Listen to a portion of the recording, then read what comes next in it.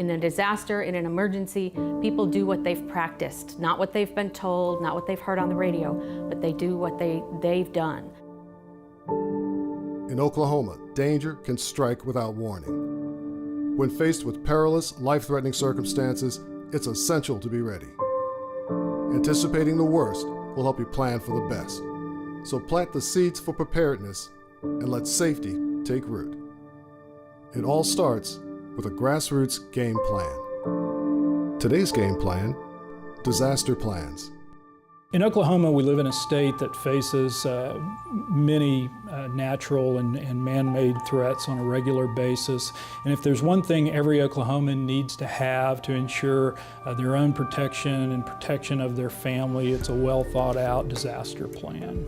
It's very important to consider ahead of time all of the things that you're going to have to deal with when a disaster hits. If you're evacuating from a simple house fire, then you meet out in front of your house. If you're evacuating from something larger than that, you want to have a place that's outside of your neighborhood so that you can all get away safely from where the disaster is occurring and still meet up and account for everyone in your family.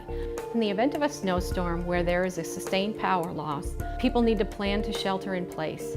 And it will be a little more complicated because they don't have power. I would recommend that people have a generator so that they can power their home. They also need to be able to have enough clothing or blankets and things nearby to keep warm if there's no heat. We don't recommend people using their oven or stove to heat their home. And also people need to be very careful not using a generator in the house. So I think that the important thing for people to do during tornado season is to be very aware of possible weather. People need to make sure that they are prepared that day. Sometimes you don't have much notice with a tornado. The safest place in a home that doesn't have a storm cellar would be the innermost room, a room with no windows on the first floor and preferably away from an outside wall. A go bag is really an emergency kit that you have pre-packed and available to take with you or take into a shelter with you in the event of a severe weather occurrence. There's some basic elements to a go bag: flashlights, battery-operated radio, first aid supplies.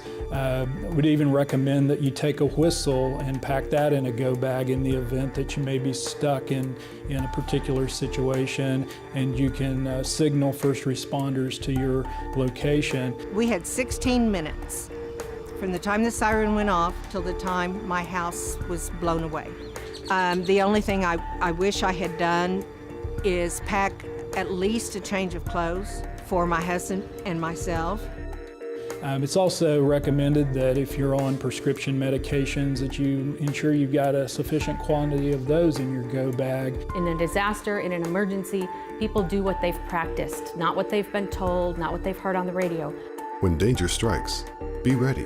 Prepare your grassroots game plan today. A message from the Oklahoma State Department of Health.